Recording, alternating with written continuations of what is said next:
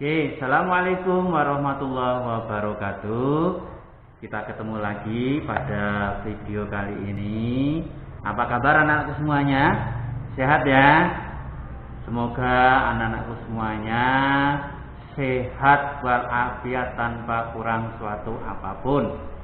Jangan lupa jika keluar rumah kita pakai masker, jaga jarak, dan cuci tangan. Baik anak-anak, pada kesempatan kali ini kita akan membahas tentang macam-macam benda dan aturan di rumah. Pada pembelajaran yang kemarin kita belajar tentang perkalian dan permainan simpai. Oke.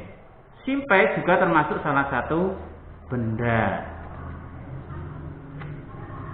Kita akan menyebutkan macam-macam benda. Benda itu digolongkan menjadi 3 macam anak-anak. 1. Benda padat. 2. Benda cair. 3. Benda gas. Pak Guru ulangi. Yang pertama adalah benda padat. Yang kedua benda cair, yang ketiga benda gas. Apa itu benda padat?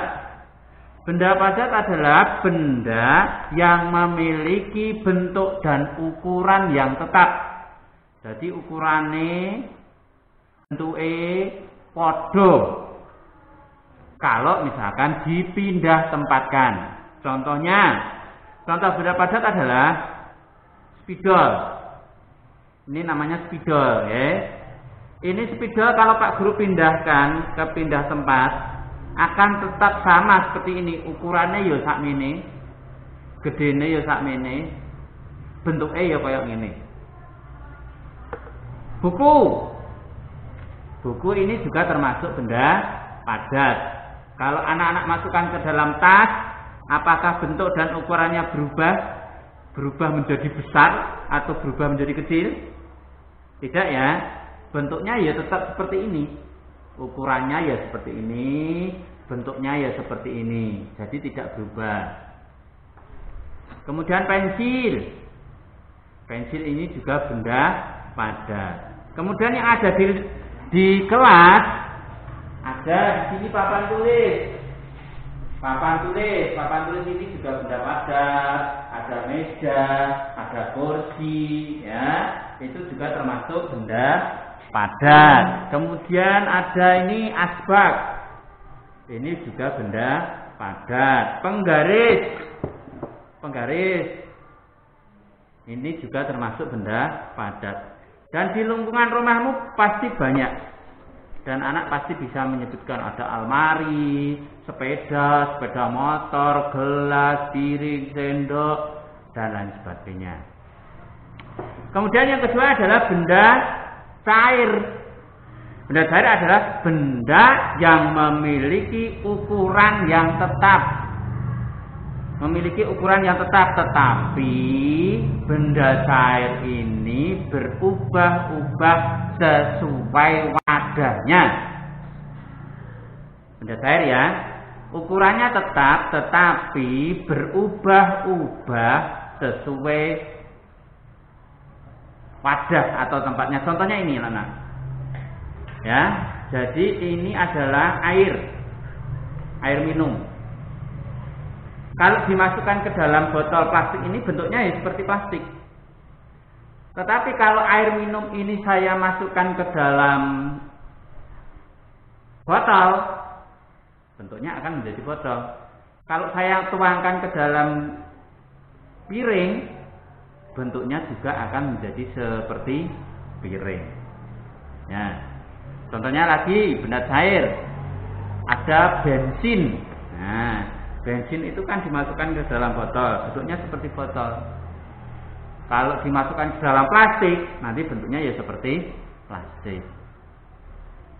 Contoh benda cair yang lain adalah kecap, kemudian sirup, kemudian oli, kemudian minyak, kemudian darah.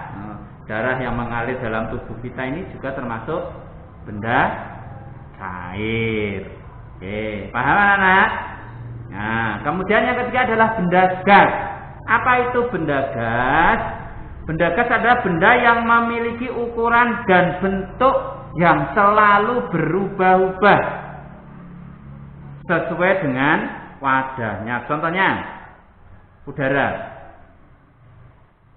Udara ya. Udara itu tidak bisa dilihat, tidak bisa disentuh, tetapi bisa dirasakan. Kita menghirup udara, kita bernapas, itu udara, oksigen. Tidak ada bentuknya, tetapi kita bisa merasakan. Ada angin, anak-anak, bus. Nah, kita bisa merasakan tubuh kita terkena angin, sejuk. Nah, angin itu termasuk gas. Kemudian gas untuk masak. Nah, kan gasnya itu wadah gasnya padat, tetapi isinya adalah benda gas. Ada lagi buang angin atau kentut. Nah, itu juga gas. Oke. Itu ketiga macam benda. Ada benda padat, ada benda cair, ada benda gas. Nah, ketiga macam benda ini kita bisa jumpai baik di rumah, di sekolahan, di lingkungan rumah atau dimanapun kita berada. Oke. Nah, seperti contoh, di rumah anak-anak sering bermain atau dibelikan mainan. Yang putra-putra biasanya sukanya main bola, sukanya main mobil-mobilan, sukanya tembak-tembakan. Nah, itu benda padat. Yang putri, nah, biasanya dibelikan boneka, dibelikan alat masak-masakan. Nah, alat masak-masakan itu ada nanti kan biasanya memasak-masak pakai air, pakai minyak-minyakan dan lain sebagainya. Nah, bisa dikelompokkan mana yang termasuk benda padat, mana yang termasuk benda cair. Nah, kalau diberikan mainan, nah, ini kita sudah masuk ke dalam aturan di rumah. Anak-anak kalau di rumah dibelikan mainan oleh orang tua, sesudah digunakan bersama teman-teman, misalkan yang anak putri bermain boneka, masak-masakan bersama teman-temannya, kalau sudah selesai bagaimana anak-anak?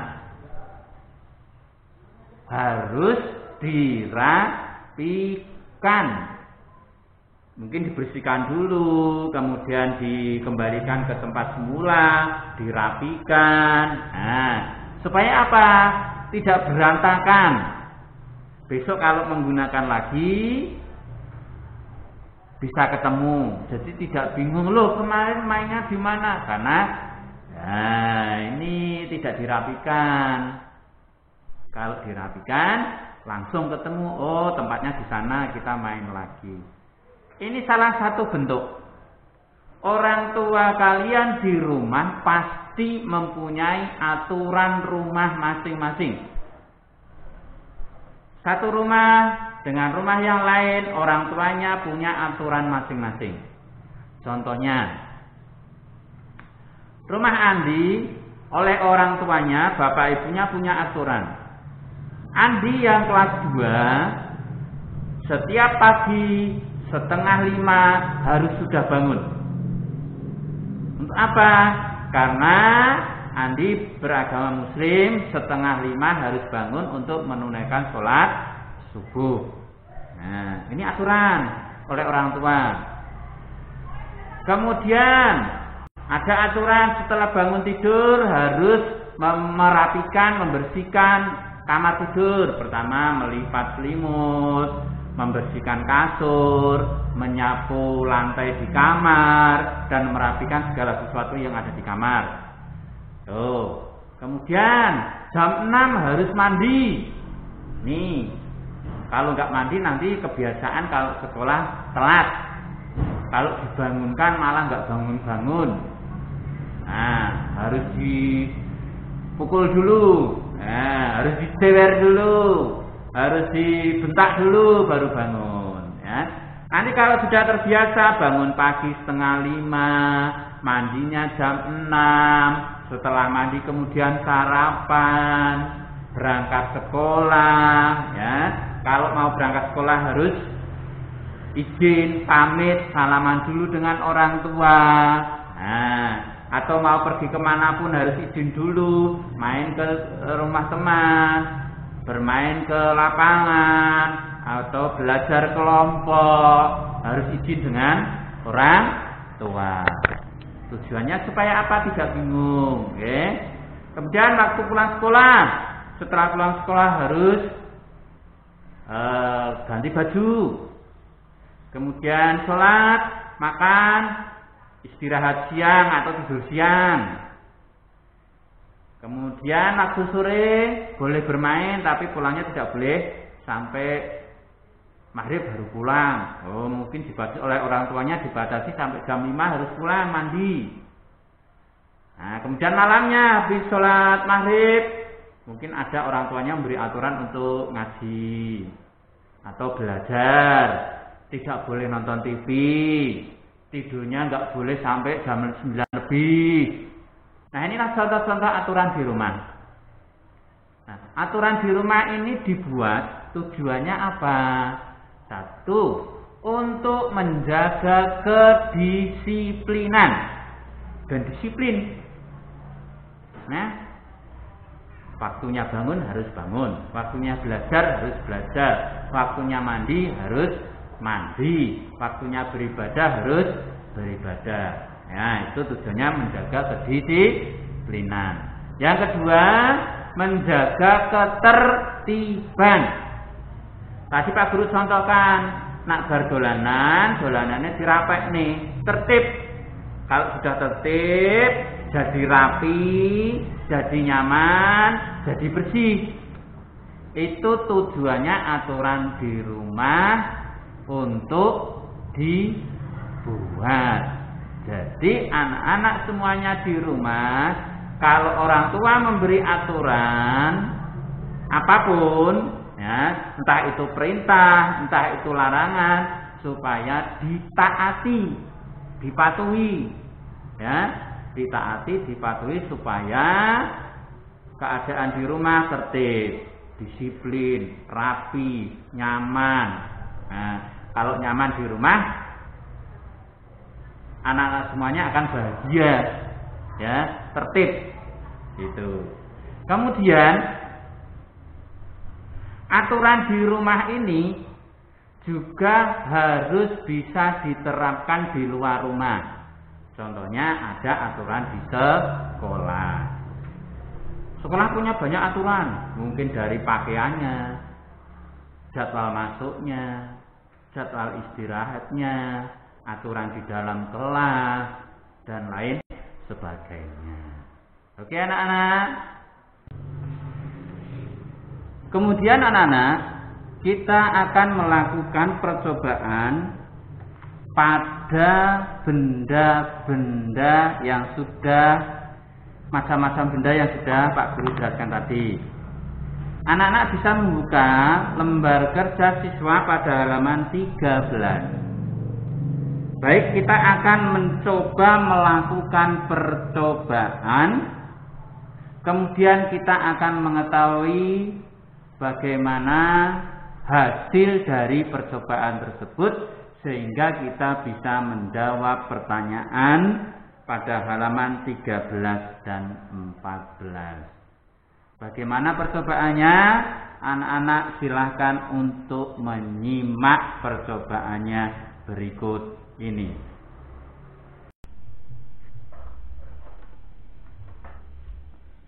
Oke, jadi di sini sudah Pak Guru siapkan peralatannya untuk melihat perubahan bentuk pada benda. Yang pertama sudah disiapkan pensil 1 buah, kemudian ballpoint 1 buah, kemudian di sini saya persiapkan kerikil 3 buah. Selanjutnya adalah di sini gula pasir. Ini adalah gula pasir. Kemudian yang nomor 5 adalah garam. Ini garam. Ini masih ada yang padat. Kemudian ada tanah liat. Nah, bagaimana percobaannya? Kita coba satu persatu. Sudah disiapkan gelas berisi air. Nah, pertama-tama kita masukkan pensil dulu. Pensil.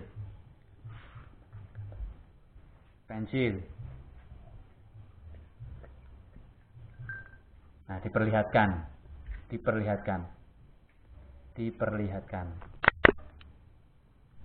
Nih. Jadi pensilnya kita masukkan ke dalam gelas yang berisi air. Coba diperhatikan anak-anak. Sudah? Oke, selanjutnya ballpoint kita masukkan juga ke dalam gelas yang berisi air. Oke. Kemudian yang ketiga kerikil. Kerikilnya 3 kita masukkan semuanya. Oke. Jadi ballpoint, pensil, dan kerikil sudah Pak Guru masukkan semuanya ke dalam gelas yang berisi air. Kita lihat apakah benda yang dimasukkan ke dalam gelas yang berisi air tadi tetap bentuknya atau berubah bentuknya. Ini pensil, ballpoint, kemudian ada kerikilnya juga ini. Dan anak, kemudian lanjut ke benda selanjutnya, yaitu gula pasir. Ini saya ambil ya. Sudah dilihat nggih? Nih, saya ambil. Kemudian kerikilnya saya juga ambil. Tuh, gimana ini ngambilnya? Harusnya pakai sendok. Saya ambil pakai jari ya. Karena ini bukan untuk diminum. Saya ambil kerikilnya. Ini kerikilnya. Saya letakkan di sini. Saya ambil juga. Sudah habis. Oke. Sekarang yang selanjutnya adalah gula pasir. Gula pasir kita masuk, yang ini gula pasir. Gula pasir kita masukkan ke sini, ke dalam gelas yang berisi air tadi. Tidak semuanya, secukupnya saja sebagai percobaan. Nah, apakah nanti gula pasirnya berubah? Nah, kita coba aja, kita aduk aja. Kira-kira gula pasirnya berubah atau tidak?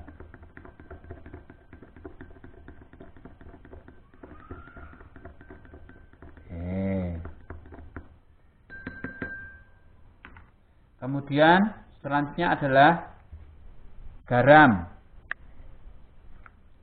Garam yang masih utuh. Ini ya saya masukkan ya. Plung. Ya, kita aduk saja. Kira-kira garamnya berubah bentuk tidak?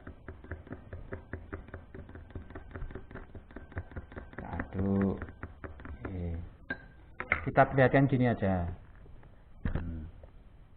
Oke. Nah, berubah bentuk enggak? Yang terakhir adalah tanah liat. Tanah. Kita masukkan ke sini. Plung. Kita aduk lagi. Kok seperti jadi minuman coklat ya? Ada coklatnya, ada gulanya, tinggal minum berarti ini. Ya, berubah bentuk enggak? Oke. Setelah percobaan yang kita lakukan, anak-anak bisa mengamati perubahan bentuknya. Apakah benda yang kita masukkan ke dalam gelas yang berisi air tadi berubah atau tetap. Jika anak-anak merasa kurang yakin dengan percobaan yang Pak Guru lakukan, anak-anak boleh mencoba sendiri di rumah. Ya. Dengan percobaan sendiri, anak-anak bisa melakukan percobaan dan tahu perubahannya. Oke anak-anak? Jelas ya? Oke, terima kasih.